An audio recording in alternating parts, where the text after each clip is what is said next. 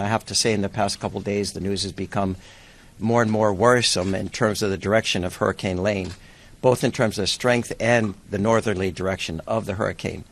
Some of the good news is it was a 5 last night. It's dropped back down to a 4, but a high 4 with winds up to 150 miles per hour. Just want to remind everyone to be prepared to shelter in place.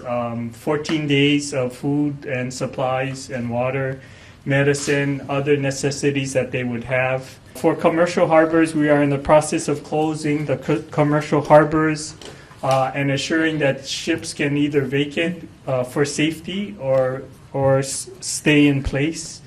Harbor notices have been sent out to all vessels that they need to vacate prior to the storm unless they have written authorization or for an exemption.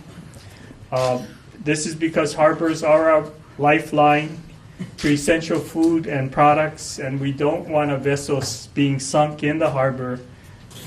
Drivers should check conditions of roads because they could be closed at any point for health and safety reasons. And as always, people should not go through flood waters.